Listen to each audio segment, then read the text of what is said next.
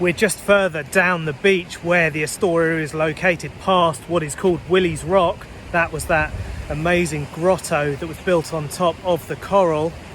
And this is where they have all the sailboat hiring. And apparently it's 1,200 pesos for half an hour for between 2 and 4 people.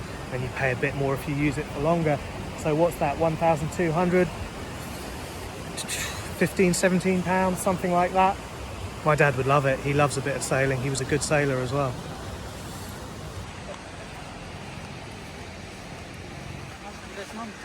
Okay lang, thank you.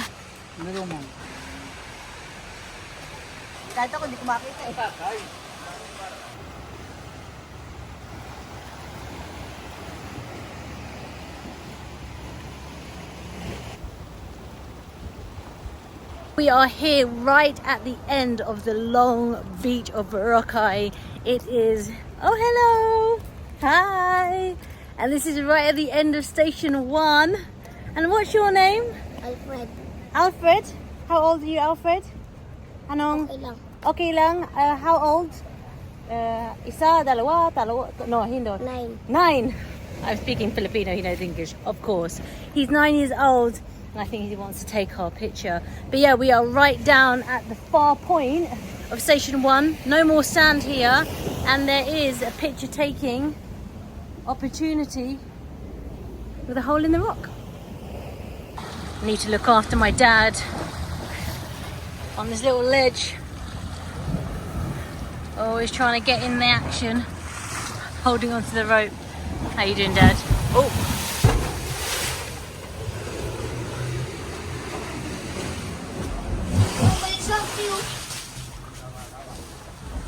Hi, Tita! With my mum. Picture time!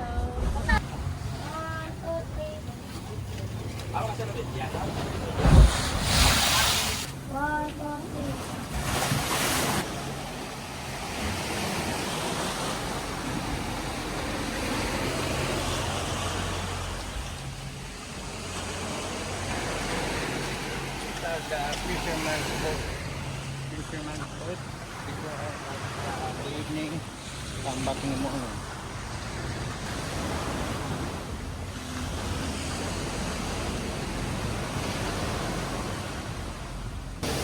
Strong waves. They are. Well, I guess they carved this out at some point. Oh yeah.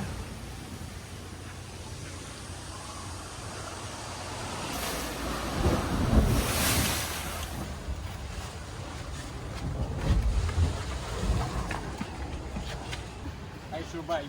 I survived.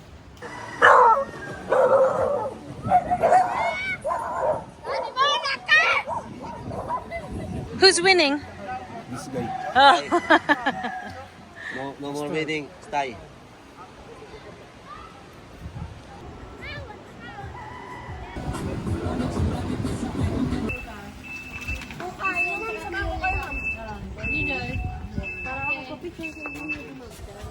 Bye. Ingat ya, Ma'am. Oh, ikaw din.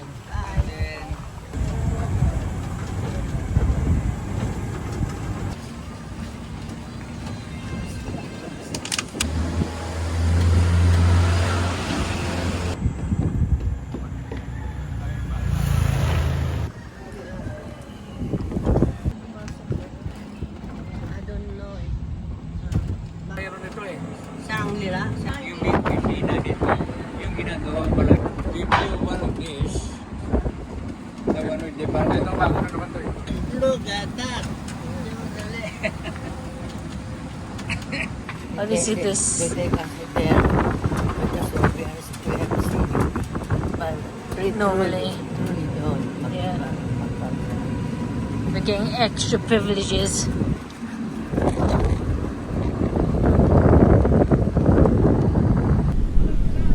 Next stop, Keyhole. And everyone's queuing up. Oh, there you go. A keyhole. Mami, tingnan mo yung anak mo.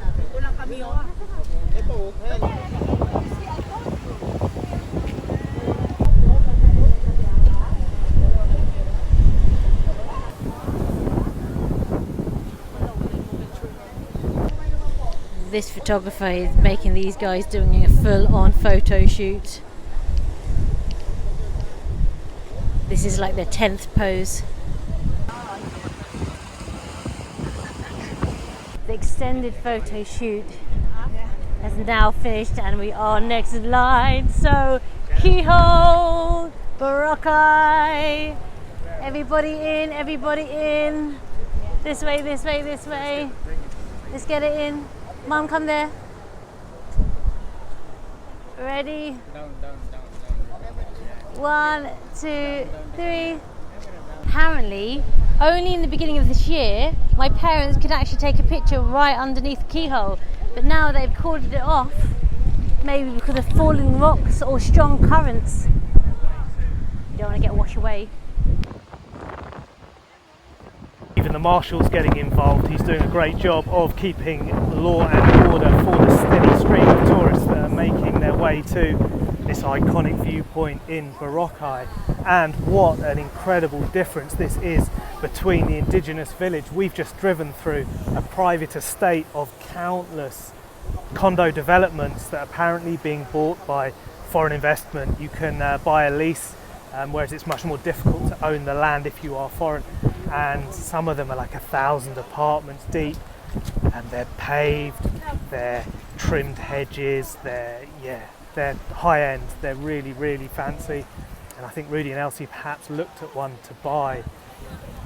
And yeah, what a massive difference it is. You know, they've got acres and acres and acres here. They had a full-size golf course and all this private beach, and you can see them in the horizon.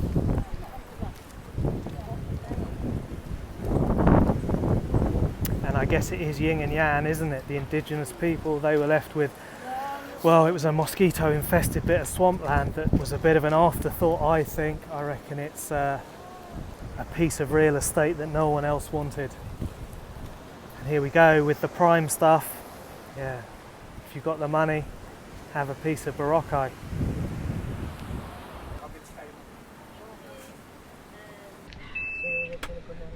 Final stop, Poker Beach.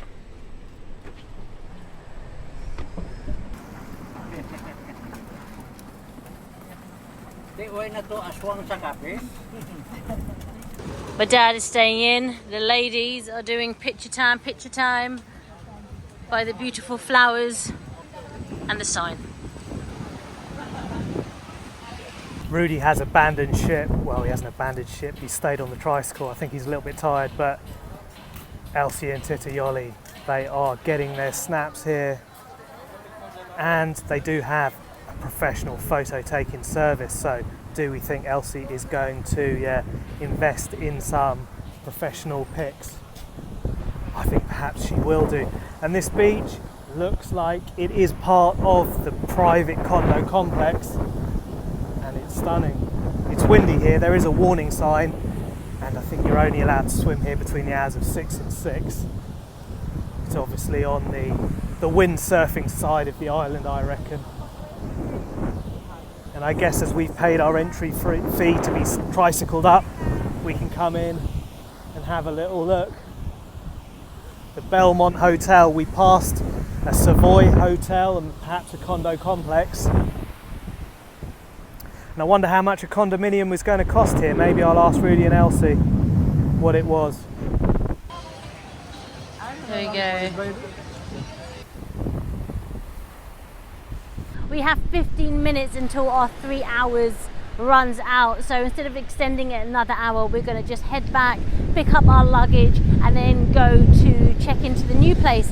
But this trip was $1,500, so around about 15-20 pounds, and I thought it was quite cool. 3 hours just going around the island.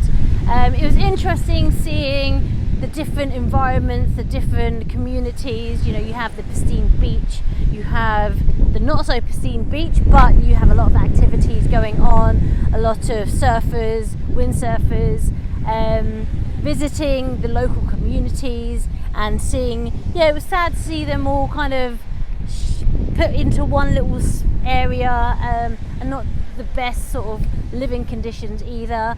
And then, the fancy the fancy condos and spaces. We are coming to the end of our island tour. I think we've got half an hour left and we need to make it back and do our luggage transfer. And it seems that Boracay is a small island. It's very thin in the centre. It feels like you can walk across it in a matter of minutes, and then it extends in length. I don't know how far, but I reckon up and down it's going to be under 20 minutes. It's 1,038 hectares, and those lucky old indigenous people get to enjoy 2 swamp-infested mosquito pits of 2.1 hectares, which I think has been colouring my adventure today. It's possibly not the first thing I would have done. Maybe I'd have done it at the end, and perhaps maybe I'm surprised they put it on there at all, because it put me in a sad frame of mind, a little bit melancholy, as perhaps the weight of their plight does bear on my shoulders a little bit. It is the tourism that people come to this island for, and means the development happens and they get robbed of their lands. But is this the way of the world? Because people do need to make money, and it is inevitable. I'm left in two minds about this island. It is beautiful for sure. The tourist areas are absolutely immaculate, and these high-end developments, they would be a great place to have a holiday spot. But it does come in tandem with seeing that perhaps the indigenous people were left with a mosquito-infested bit of swamp and are forced to perform for passing tourists. I don't know what to think. It's strange, because I guess given the choice, me and Sarah were saying, if we were going to travel, we'd definitely go 5-star all the time. And then you see the flip side of the coin, where the indigenous peoples, those original caretakers of these islands, they're an afterthought, and they're tucked away to be a curiosity and throwaway commodity perhaps. I don't know what to make of all these things. So I will mull it over and add it to the matrix of my mind, I guess.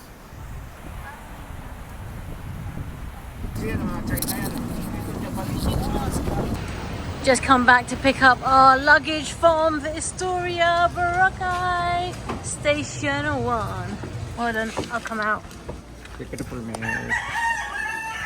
And we are here at our final result of our island hopping trip, Hana Hana Hana!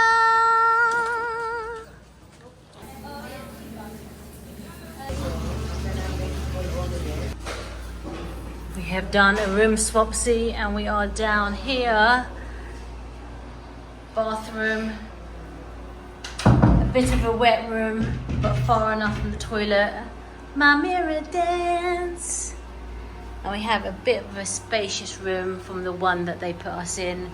Double bed, side tables, cute little lamp there, and TV. And we do have some outdoors, a little balcony, air conditioning. And the best safe in the world ever. The best safe ever. Look at that, look at that.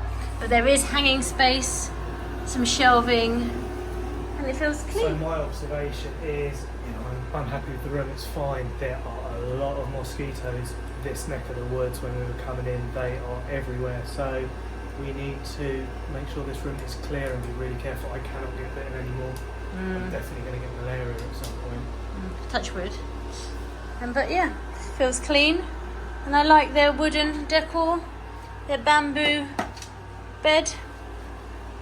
Alright, for about £34 a month, a week, a day. Oh God, I need to sleep. One down. Hopefully no more to go.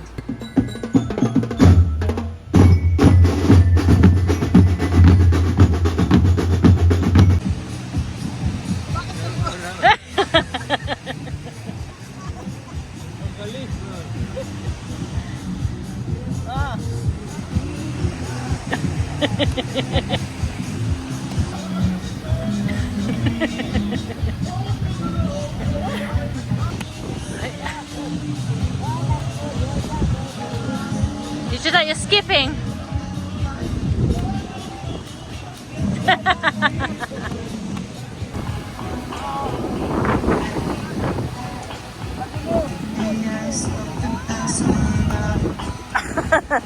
Hey!